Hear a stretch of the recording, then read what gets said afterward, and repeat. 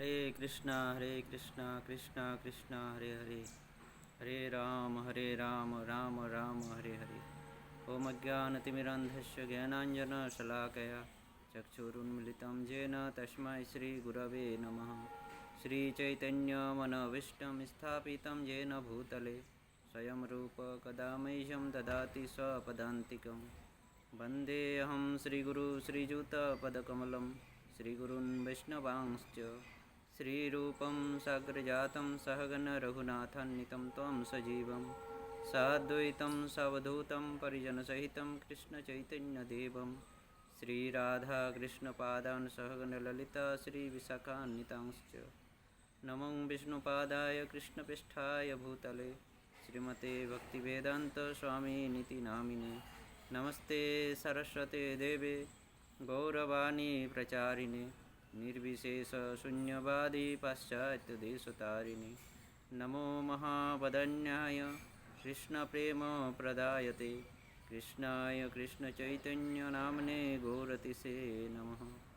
नित्यानन्दनमस्तुभ्यं प्रेमानन्दप्रदायिने कलो कल्मषनाशाय जाह्नवपतये नमो नमः।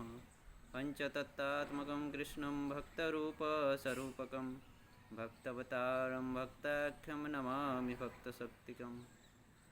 हे कृष्ण करुणा सिन्धु दीनबन्धु जगत्पते गोपेश गोपिकाकान्त राधाकान्त नमस्तुते। तप्तकाञ्चन गौराङ्गी राधे वृन्दावनेश्वरी वृषभानुसुते देवी प्रणमामि हरिप्रिये।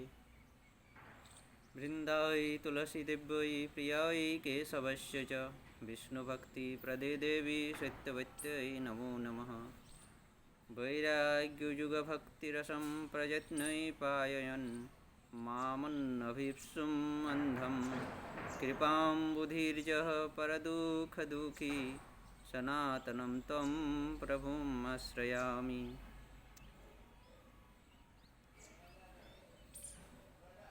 श्रीरूप श्री सनातन भट्ट रघुनाथ श्रीजीव गोपाल भट्ट दास रघुनाथ এই ছয় গোসাই গরি চরণ বন্দন যাহা হইতে বিঘ্ননাশ অভীষ্ট পুরন বঞ্ছা কল্পতরুভ্য চ কৃপা সিন্ধু ভৈব চ পতিতানাং পাবনেভ্যো বৈষ্ণবেভ্যো নমো নমঃ।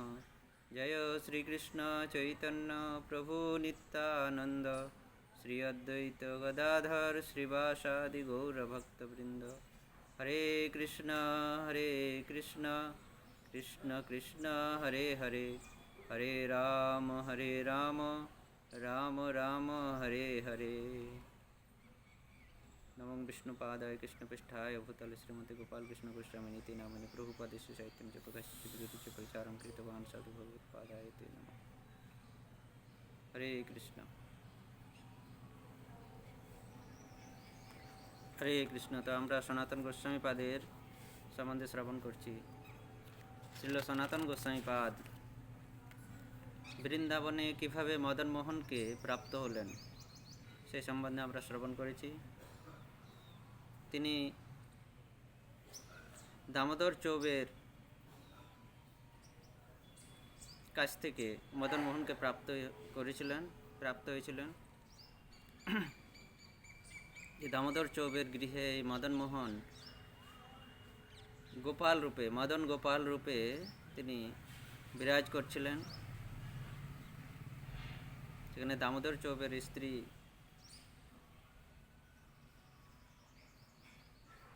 তার সেবা করছিলেন বাৎসল্যভাবে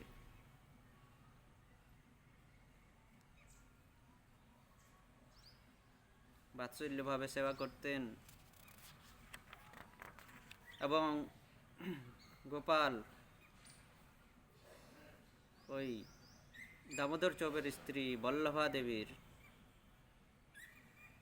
সেবায় অত্যন্ত প্রসন্ন ছিলেন। মাতা বল্লভা দেবী তাঁর বালকদেরকে যেভাবে তিনি খেতে দিতেন, মদন গোপালকেও তিনি সেইভাবেই খেতে দিতেন।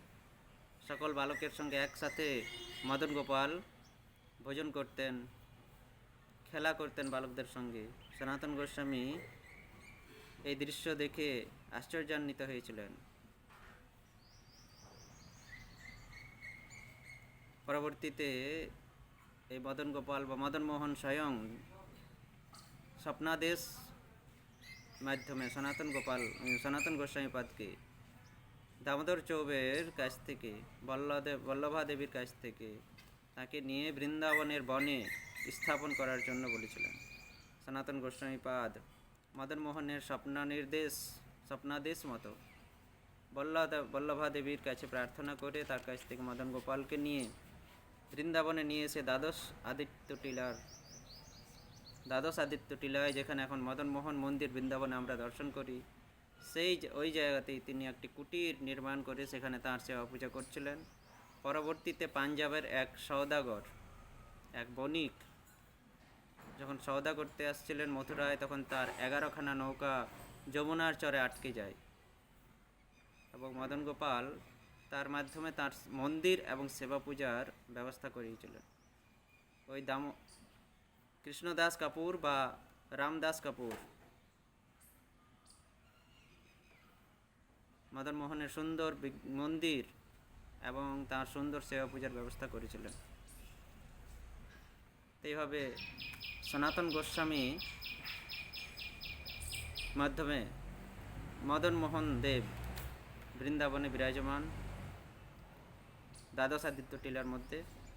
পরবর্তীতে সনাতন গোস্বামীপাদ তাঁর এক প্রধান শিষ্য কৃষ্ণদাস ব্রহ্মচারীকে এই মদন মোহনের সেবা ভার অর্পণ করেছিলেন।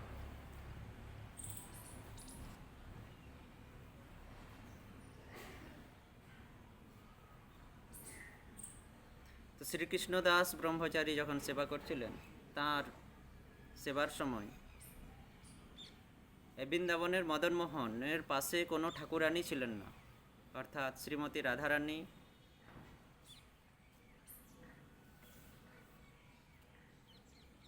যে আমরা মদন মোহনের পাশে এখন দুই ঠাকুরানীকে দেখতে পাই, শ্রীমতী রাধারানী এবং ডান পাশে শ্রীমতী ললিতা দেবী। তো সনাতন গোস্বামীপাদ কোনো রাধারানী, কোনো ঠাকুরানীকে স্থাপন করেননি। কৃষ্ণদাস ব্রহ্মচারীর সেবার সময় বহুদিন পর্যন্ত তিনি শুধু মদন মোহনের সেবা করেছিলেন। পরবর্তীতে মহারাজ শ্রী প্রতাপ রুদ্রের পুত্র পুরুষোত্তম জানা তিনি দুই ঠাকুরানীকে স্থাপনা করেছিলেন মদন মোহনের পাশে, রাধারানী এবং ললিতা দেবী। তো তিনি কিভাবে দুই ঠাকুরানীকে সেখানে স্থাপন করলেন তার বিষয়ে বর্ণনা করেছেন নরহরি চক্রবর্তী ঠাকুর ভক্তি রত্নাকর গ্রন্থে ষষ্ঠ তরঙ্গে উল্লেখ আছে। মহারাজ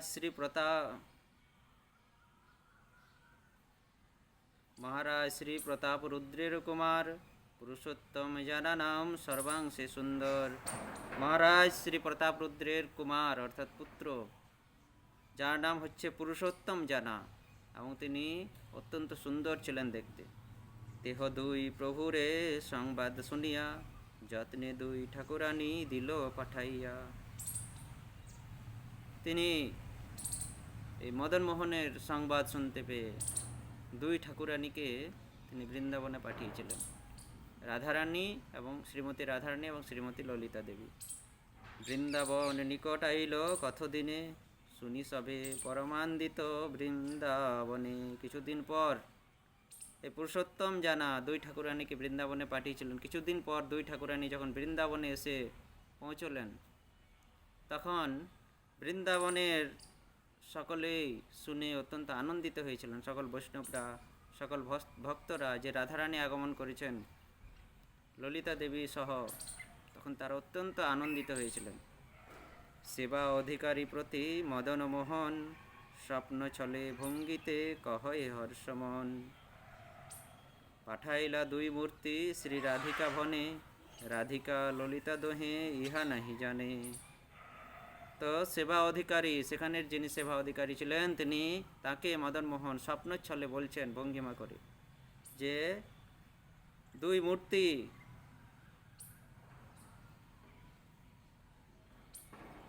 পুরুষোত্তম জানা দুটি মূর্তি পাঠিয়েছেন শ্রী রাধিকা এবং শ্রী ললিতা। তুমি যাও সেই মূর্তি দুটি নিয়ে এসো। তো সেই অধিকারী তখন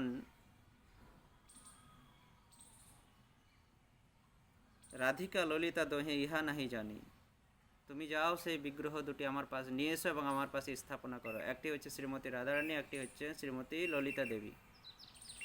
শ্রীমতী রাধারানী উচ্চতা খুবই কম, খুবই ছোট্ট বিগ্রহ শ্রীমতী রাধারানী, মদন মোহনের থেকে ছোট্ট বিগ্রহ শ্রীমতী রাধারানী। কিন্তু ললিতা দেবী বড়, রাধারানীর থেকে ললিতা দেবী বড়। তাই মদন মোহন বলছেন রাধিকা ললিতা দোহে ইহা নাহি জানি, কোনটি রাধিকা কোনটি ললিতা তুমি বুঝতে পারবে না। সেই জন্য মদন মোহন আবার বলছে আগু সরি শীঘ্র তুমি দোহারে আনহ, ছোট রাধিকা মোর বামেতে রাখো। তুমি আগু সারি, তুমি আগে যাও এবং দুইজনকে নিয়ে এসো, এবং যে ছোট সে হচ্ছে রাধিকা এবং তাকে আমার বাম পাশে রাখো। বড় ললিতাই রাখো আমার দক্ষিণে, ইহা শুনি অধিকারী চলে সেইখানে। এবং যে বড় ললিতা তাকে আমার দক্ষিণ পাশে ডান পাশে রাখো। এই শুনে সেই পূজা অধিকারী মুখ্য সেবক যে পূজারী, সেই পূজারী গেলেন সেই দুই ঠাকুরানীকে নিয়ে ভেতরে নিয়ে আসার জন্য, অভ্যন্তরে মন্দির ভেতরে নিয়ে আসার জন্য।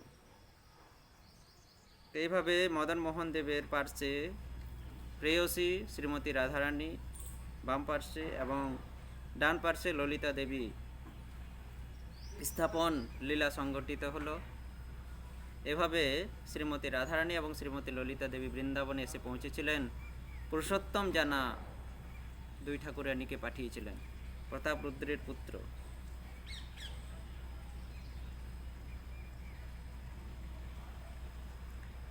তো সনাতন গোস্বামীর শিষ্য কৃষ্ণদাস ব্রহ্মচারী আজীবন কাল পর্যন্ত এই বিগ্রহের শ্রী শ্রী রাধা মদন মোহন বিগ্রহের সেবা পূজা করেছিলেন। পরবর্তীতে কৃষ্ণদাস ব্রহ্মচারীর পরিবর্তে সুবল দাসজি এই বিরক্ত শিষ্য পরম্পরায় শ্রী শ্রী রাধা মদন মোহন দেবের সেবা চলতে থাকে। কৃষ্ণদাস সনাতন গোস্বামীর শিষ্য কৃষ্ণদাস ব্রহ্মচারী তিনি আজীবনকাল সেবা করলেন। তার পরবর্তে শ্রী সুবল দাসজি, কৃষ্ণদাস ব্রহ্মচারীর পরে সুবল দাসজি তিনি সেবা শুরু করলেন। এভাবে বিরক্ত শিষ্য, তারা মদন মোহনকে ছাড়া, রাধা মদন মোহন ছাড়া আর অন্য কিছু জানে না। এভাবে বিরক্ত শিষ্য পরম্পরা অন্তর্গত এই রাধা মদন মোহনের সেবা চলতে থাকে।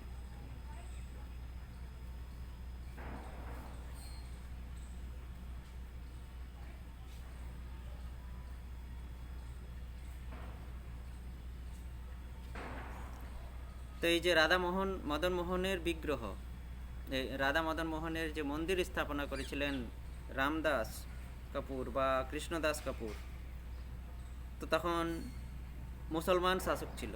ইতিহাসে বর্ণনা আছে 1523 খ্রিস্টাব্দে মোগল সম্রাট বাবরের রাজত্বকালে, যখন মোগলের সম্রাট বাবরের রাজত্বকাল চলছিল 1523 খ্রিস্টাব্দে, তখন এই কৃষ্ণদাস কাপুর বা রামদাস কাপুর এই দ্বাদশ আদিত্য টিলায় মদন মোহনের মন্দির স্থাপনা করেছিলেন। প্রথম মন্দির নির্মিত হয় এই রামদাস কাপুরের দ্বারা 1523 খ্রিস্টাব্দে মোগল সম্রাট বাবরের রাজত্বকালে। তার কিছুকাল পর কালা পাহাড়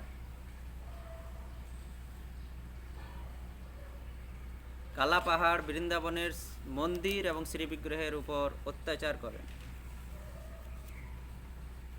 কালা পাহাড়রা এই বৃন্দাবনের মন্দিরের উপর, হিন্দু মন্দিরের উপর এবং বিগ্রহের উপর অত্যাচার করেন। সেই আশঙ্কা এবং সেই ভয়ে ভীত হয়ে জয়পুরের রাজা শ্রী জয়সিং দেব রাধা মদন মোহন জিউকে তিনি রথে চাপিয়ে জয়পুরে নিয়ে আসেন। জয়পুরে আনার জন্য তার রাজধানী জয়পুরে আনার জন্য ব্যবস্থা করেন। তো তিনি যখন এই রাধা মদন মোহনকে তাদের আশঙ্কা থেকে, এই কালা পাহাড়ির অত্যাচার থেকে বাঁচানোর জন্য বৃন্দাবন থেকে এই রাজস্থান জয়পুরে নিয়ে আসার জন্য পরিকল্পনা করেন, রথে চাপিয়ে এই রাধা মদন মোহনকে যখন তিনি বৃন্দাবন থেকে জয়পুরে নিয়ে আসছিলেন, রাস্তায় আস্তে আস্তে পথিমধ্যে যখন এই রথ করলি, রাজস্থানের করলিতে এসে এই রথ দাঁড়িয়ে এসে পৌঁছায়, করলিতে আসার পর এই রাধা মদন মোহন দেবের রথ আর আগে চলছে না, আর আগে যেতে চাইছে না, এক জায়গাতে স্থির দাঁড়িয়ে গেলেন, কোনো মতেই আর আগে নড়ানো যাচ্ছে না সেই রথকে। সকলে অক্ষম হয়ে পড়লেন সেই রথকে আগে চালানোর জন্য, এবং সকলেই তখন যে ভক্তরা ছিলেন তারা বুঝতে পারলেন মদন মোহনের, রাধা মদন মোহনের কি অভিপ্রায়। তারা বুঝতে পারলেন যে রাধা মদন মোহন এখান থেকে যেতে চাইছে না। সেই জন্যই জয়পুরের রাজা করলিতেই রাধা মদন মোহনের মন্দির স্থাপনা করে, তার এই করলিতেই সেবা প্রতিষ্ঠা, মন্দির প্রতিষ্ঠা করে মদন মোহনকে সেখানে স্থাপন করেন এবং সেখানেই তার সেবা পূজা শুরু করেন। তো এইভাবে জয়সিং দেব, জয়পুরের রাজা শ্রী জয়সিং দেব এইভাবে মদন মোহনকে বৃন্দাবন থেকে ওই কালা পাহাড়িদের হাত থেকে বাঁচিয়ে সুরক্ষিতভাবে এই রাজস্থানে তার রাজধানীতে নিয়ে এসেছিলেন। করলিতে এসে মদন মোহন দেব, রাধা মদন মোহন দেব আর যেতে চাননি। তিনি ভেবেছিলেন আমি জয়পুরে নিয়ে যাব, কিন্তু মদন মোহন দেবের ইচ্ছা করলিতে থাকার, তিনি করলিতে থেকে গেলেন, তার রথ আর আগে চলল না। সেই জন্য সেখানেই জয়সিং দেব সেখানেই মন্দির প্রতিষ্ঠা করে সেখানে মদন মোহন দেবকে স্থাপনা করে সেখানে তার পূজা, সেবা পূজার ব্যবস্থা করেন। আরেকটি জনশ্রুতি পাওয়া যায়, সেটি এই প্রথম জনশ্রুতির থেকে একটু আলাদা, সামান্য একটু আলাদা। সেখানে বর্ণনা আছে 1658 থেকে 1707 খ্রিস্টাব্দ পর্যন্ত এই মোগল সম্রাট ঔরঙ্গজেবের রাজত্বকাল ছিল। মোগলের সম্রাট যে ঔরঙ্গজেব, আমরা ইতিহাসে পাই বাবর, হুমায়ুন, আকবর, শাহজাহান, ঔরঙ্গজেব। তো সেই ঔরঙ্গজেবের রাজত্বকাল ছিল 1658 থেকে 1707 খ্রিস্টাব্দ পর্যন্ত। 1658 থেকে 1707 খ্রিস্টাব্দ পর্যন্ত যে মোগলের সম্রাট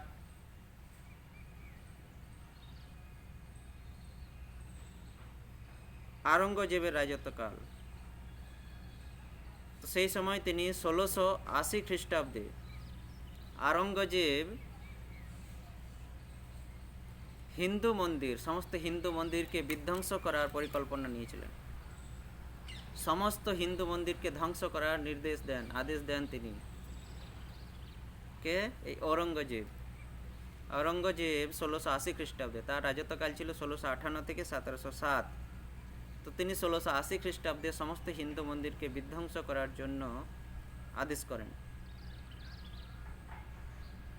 তো যবন কর্তৃক বৃন্দাবনের মন্দিরের উপর উৎপাত হবে মনে করে, এই অত্যাচার আরম্ভ হওয়ার পরেই, উৎপাত আরম্ভ করার পরেই বলছি, ঔরঙ্গজেবের আদেশ যখনই জয়পুরের রাজা এই জয়সিং দেব শুনতে পেলেন যে তার নির্দেশ, তার আদেশ হয়েছে হিন্দু মন্দির, বৃন্দাবনের সব হিন্দু মন্দিরকে ধ্বংস করার, তো তিনি তার এই জয়সিং দেব ঔরঙ্গজেবের উৎপাত শুরু হওয়ার আগেই, এই অত্যাচার শুরু হওয়ার আগেই, পূর্বেই তিনি মদন মোহনকে, শ্রী শ্রী রাধা মদন মোহনকে এই জয়পুরে নিয়ে আসার পরিকল্পনা করেন।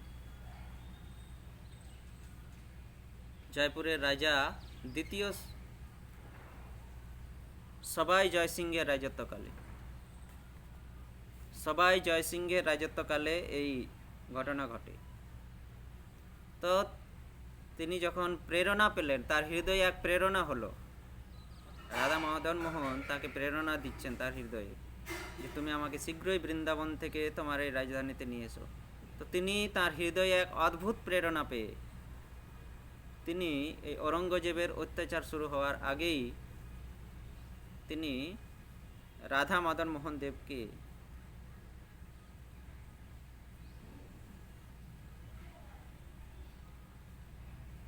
বৃন্দাবন হতে জয়পুরে নিয়ে আসার জন্য জয়পুর হতে বিজয় করেন। সেটি ছিল 1700 থেকে 1743 খ্রিস্টাব্দ। এই সবাই জয়সিংহের রাজত্বকাল ছিল, 1700 থেকে 1743 খ্রিস্টাব্দ। তো এই 1680 খ্রিস্টাব্দে তিনি ঔরঙ্গজেব সমস্ত হিন্দু মন্দির, শুধু বৃন্দাবন না, সমস্ত হিন্দু মন্দিরকে বিধ্বংস করার নির্দেশ দিয়েছিলেন। তো এইভাবে তারা যখন এই হিন্দু মন্দিরকে বিধ্বংস করতে আসছিলেন, এই করে আসছিলেন, এই সবাই জয়সিং তখন 1700 থেকে 1743 খ্রিস্টাব্দ যার রাজত্বকাল, এই সময় তিনি 1700 খ্রিস্টাব্দ থেকে তিনি রাজত্ব শুরু করেন। তো এই আনুমানিক 1700 খ্রিস্টাব্দে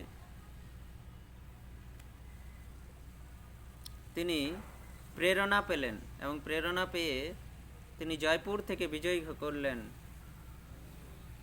বৃন্দাবন শ্রী শ্রী রাধা মদন মোহন দেবকে জয়পুরে আনার জন্য। এ সবাই জয়সিং বৃন্দাবনে বিজয়ী করে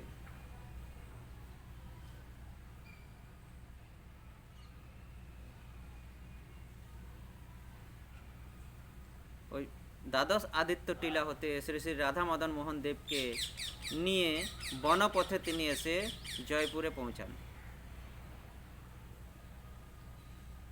আগেকার ঘটনা থেকে, মদন মোহন দেবের জয়পুরে আগমনের, রাজস্থানে আগমনের ঘটনা থেকে এই ঘটনাটি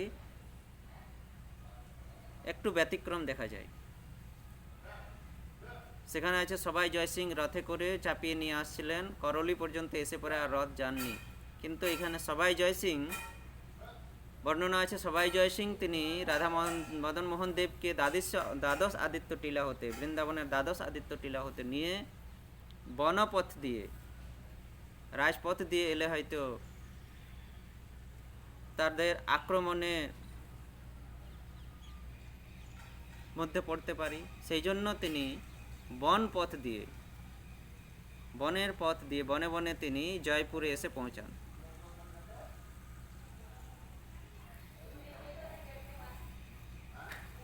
তো এইভাবে কিছুদিন রাধা মদন মোহন দেব জয়পুরে থাকেন, রাজা তাঁর সেবা পূজার ব্যবস্থা করেন এবং এই সবাই জয়সিংহের শ্যালক করলি রাজ গোপাল সিং, সবাই জয়সিংহের শ্যালক করলি রাজ গোপাল সিং 1724 খ্রিস্টাব্দ, যার রাজত্বকাল ছিল 1724 থেকে 1757 খ্রিস্টাব্দ।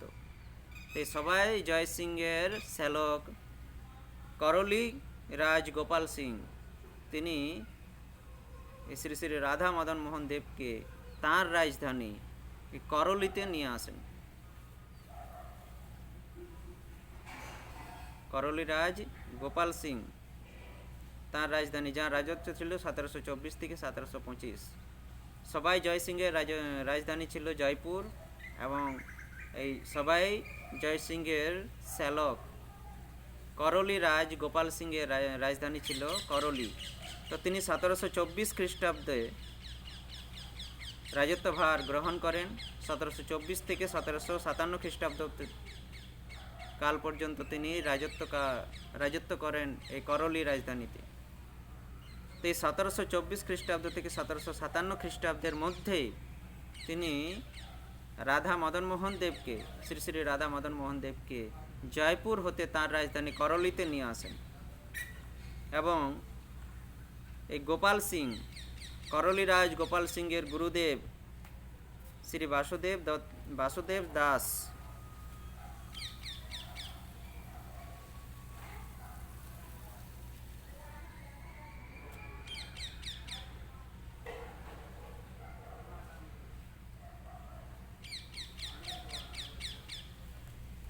গোপাল সিংয়ের গুরুদেব ছিলেন শ্রী করলি রাজ গোপাল সিং। মহারাজ করলি রাজ গোপাল সিংয়ের গুরুদেব ছিলেন শ্রী সুবল দাস জি।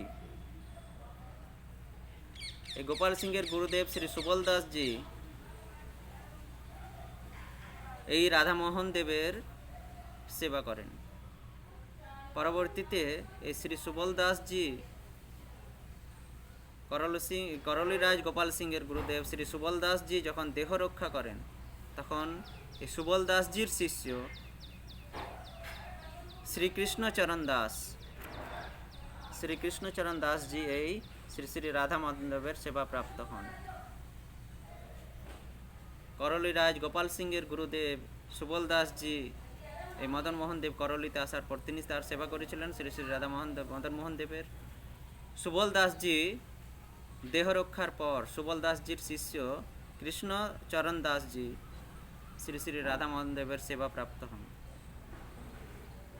এবং সেই সময় হতেই এই লৌকিক বংশধারা পরম্পরাগত সুবল দাসজি, তার শিষ্য কৃষ্ণ দাসজি, এভাবে তার শিষ্য এভাবে পরম্পরাগত বংশীয় পরম্পরাগত শ্রী শ্রী রাধা মদন মোহন দেবের সেবা এখনো পর্যন্ত এই করলিতে, রাজস্থানের করলিতে এখনো পর্যন্ত সেবা প্রচলিত আছে। এখনো পর্যন্ত শ্রী শ্রী রাধা মদন মোহন দেব রাজস্থানের করলিতে অবস্থান করে তিনি জগৎবাসীকে তাঁর কৃপা প্রদান করছেন।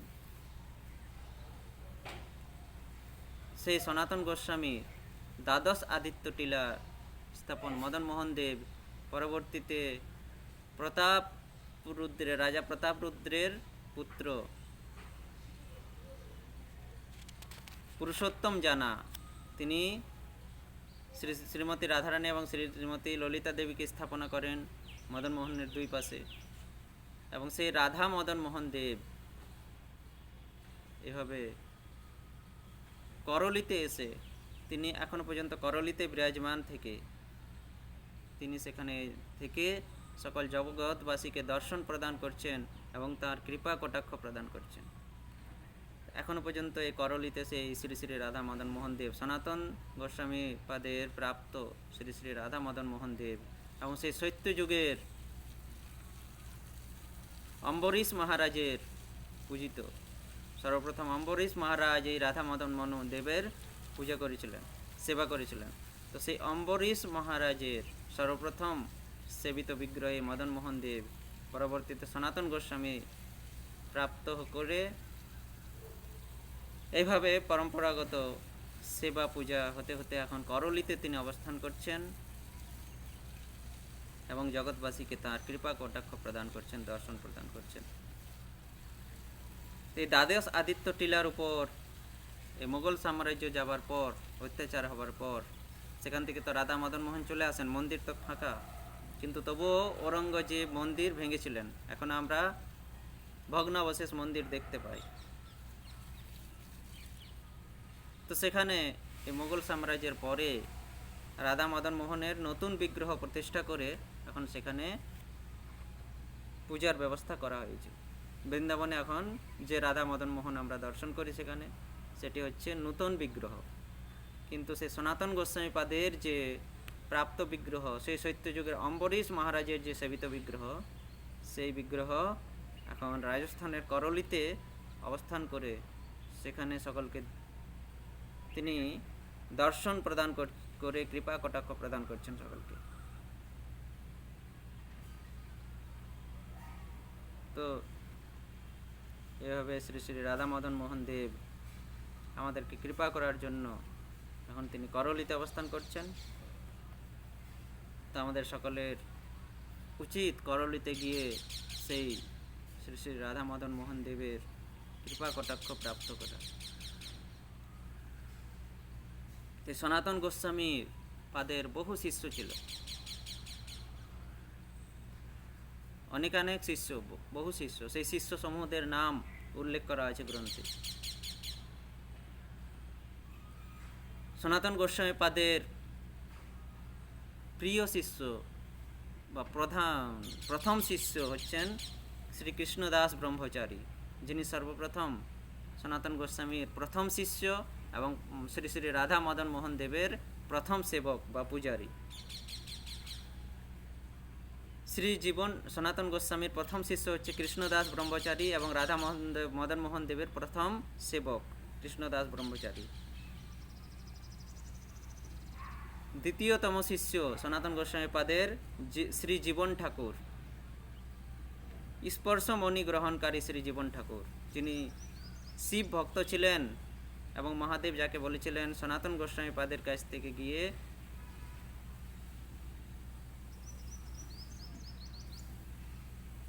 সনাতন গোস্বামী পাদের কাছে কিছু ধন আছে, সেই ধন রত্ন তিনি সনাতন গোস্বামী পাদের কাছ থেকে ধন রত্ন গ্রহণ করতে বলেছিলেন শিব ঠাকুর।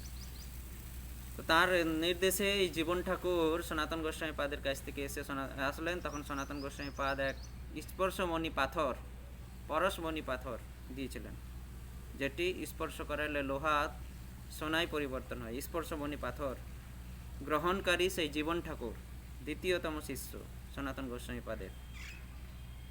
শ্রী গোপাল মিশ্র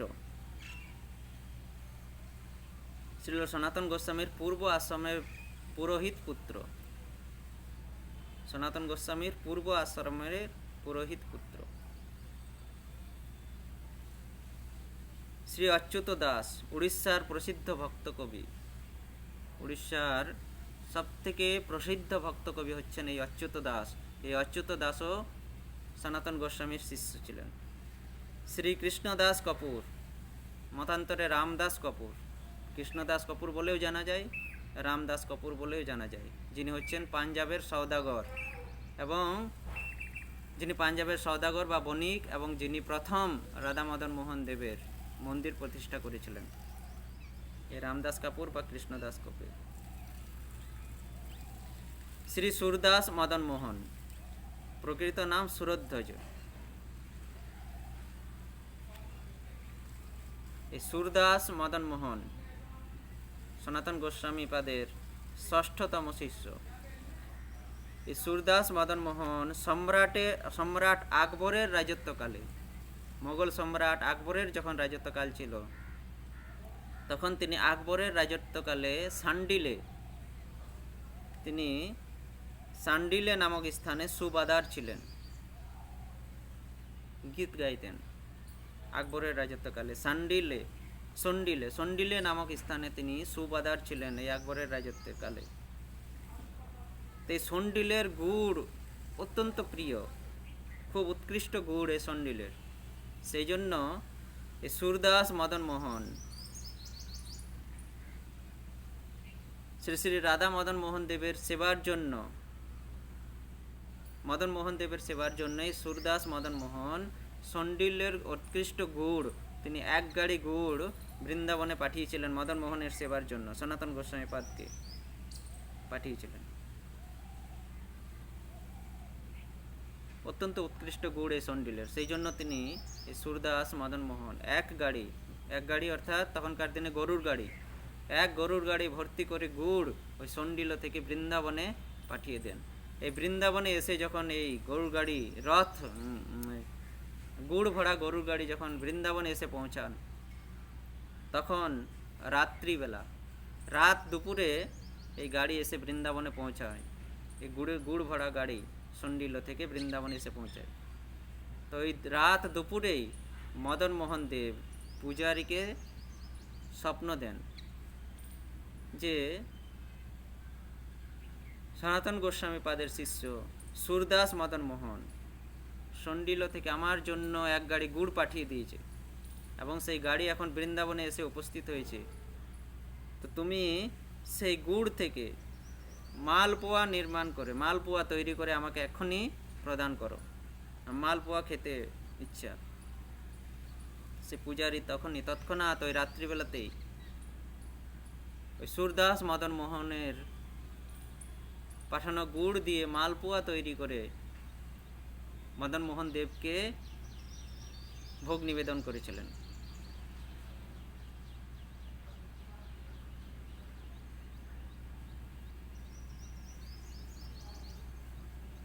তো রাত্রিবেলাতে মদন মোহন দেব তিনি ওই গুড় দিয়ে মালপোয়া ভোজন করেছিলেন। এই হচ্ছে ভগবানের ভক্তের প্রতি বাৎসল্যতা। ভগবানের ভক্তরা যদি ভগবানকে মন প্রাণ দিয়ে যদি কিছু অর্পণ করেন, ভগবান সেটি স্বেচ্ছায় গ্রহণ করেন। আমাদেরকে ভক্তি ভাব দিয়ে সেটি নিবেদন করতে হবে ভগবানকে। জগন্নাথের লীলায় আমরা অনেক দেখতে পাই কাহিনী এরকম। তার ভক্তের কাছ থেকে ভগবান নিজের হাতে নিয়ে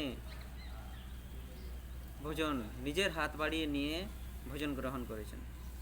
এখানে সুরদাস মদন মোহন তিনি গুড় পাঠিয়েছিলেন, তার এত শ্রদ্ধা ভক্তি ছিল যে এত সুন্দর গুড় মদন মোহন দেবের সেবায় লাগবে, এই ভাব নিয়ে মদন মোহন দেবের সেবায় লাগবে। মদন মোহন সেই জন্য তিনি এক গাড়ি গুড় যখন ওই রাত্রিবেলাতে বৃন্দাবনে পৌঁছায়, কেউ জানতে পারেনি। মদন মোহন দেব, অন্তর্যামী মদন মোহন দেব তার পূজারীকে নির্দেশ করেন স্বপ্নে, এবং ওই পূজারী রাত্রিবেলাতে মালপোয়া, গুড় দিয়ে মালপোয়া তৈরি করে মদন মোহন দেবকে নিবেদন করেছিলেন, ভোজন করিয়েছিলেন। এবং এই সুরদাস মদন মোহনের জন্য, যিনি গুড় পাঠিয়ে দিয়েছিলেন ভক্ত, তার জন্য এক পাত্র প্রসাদ পাঠিয়ে দিয়েছিলেন। মদন মোহন দেবের প্রসাদই এক পাত্র প্রসাদ, মালপোয়া প্রসাদ পাঠিয়েছিলেন সুরদাসের নিকট। এবং শুধু মদন মোহন দেব, সুরদাস মদন মোহন দেব, শ্রী শ্রী রাধা মদন মোহন, সুরদাস মদন মোহন বাজার প্রকৃত নাম সুরধ্বজ। এই সুরদাস মদন মোহন বা সুরধ্বজ শুধু গুড় নয়, তিনি এই আকবর রাজত্বকালে সুবাদার ছিলেন, গান গাইতেন সেখানে। সেই জন্য এই আকবরের তহবিল হতে তিনি, আকবরের রাজত্বকালে আকবরের তহবিল হতে তিনি 13 লক্ষ টাকা জোগাড় করেছিলেন।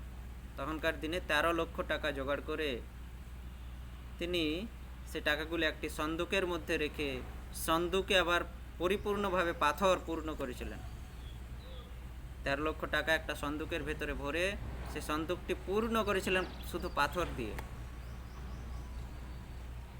এবং এই পাথর দিয়ে পূর্ণ করে সেই সন্দুক বন্ধ করে তিনি বৃন্দাবনে এসে সনাতন গোস্বামীর পাদকে সেই 13 লক্ষ টাকা, তখনকার দিনের সেই 13 লক্ষ টাকা সনাতন গোস্বামীর পাদপদ্মে অর্পণ করেছিলেন।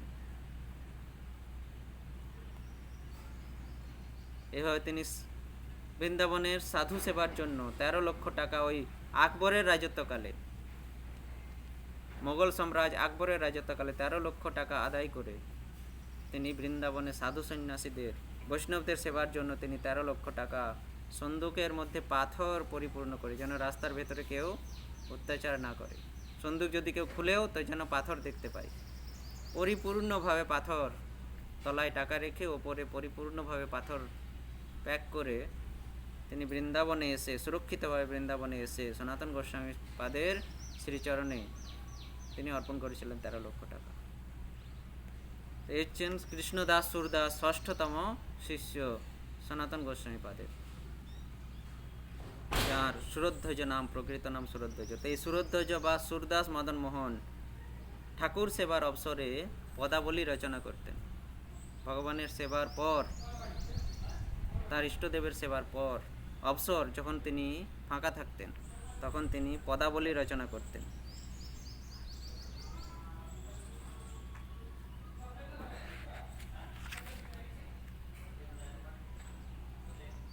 ব্রজভাষায় তিনি পদাবলী রচনা করেছিলেন, এই সুরদাস মদন মোহন বা সুরধ্বজ।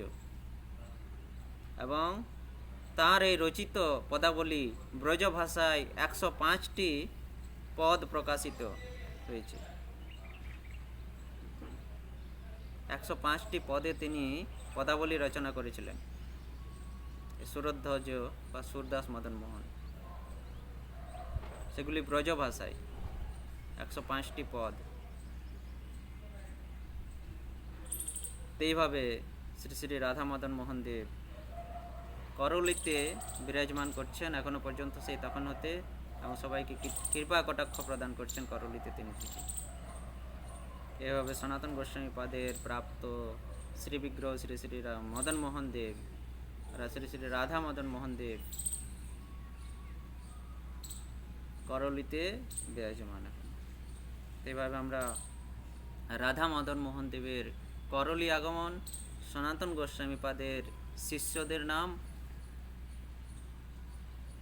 প্রথম শিষ্য কৃষ্ণদাস ব্রহ্মচারী, দ্বিতীয়তম শ্রী জীবন ঠাকুর, তৃতীয়তম শ্রী গোপাল মিশ্র, চতুর্থতম শ্রী অচ্যুত দাস, পঞ্চমতম শ্রী কৃষ্ণদাস কপুর বা রামদাস কপুর, পাঞ্জাবের সওদাগর বণিক, মদনমোহনের মন্দির নির্মাতা। আর ষষ্ঠতম হচ্ছেন সুরদাস মদনমোহন বা সুরধ্বজ, মদনমোহনের জন্য এক গাড়ি গুড় প্রদানকারী আর সাধু বৈষ্ণবদের সেবার জন্য 13 লক্ষ টাকা প্রদানকারী এবং বৈষ্ণব পদাবলী ব্রজবুলি ভাষায় 105টি পদে তিনি বৈষ্ণব পদাবলী রচনা করেছিলেন। তো এই হচ্ছে সনাতন গোস্বামী পাদের মদনমোহন প্রাপ্তি এবং মদনমোহন সেবার প্রসঙ্গ। তো এই প্রসঙ্গ এখন আমরা এখানেই সম্পূর্ণ করছি। যদি কিছু ভুল দোষ ত্রুটি হয়, সকল বৈষ্ণবের চরণে করজোড় নিবেদন, সকলে নিজ গুণে আমাকে ক্ষমা করবেন। পরবর্তীতে আমরা সনাতন গোস্বামী পাদের আরও অনেক কিছু লীলা শ্রবণ করব। এই প্রসঙ্গ এখন আমরা এখানেই সম্পূর্ণ করছি। হরে কৃষ্ণ।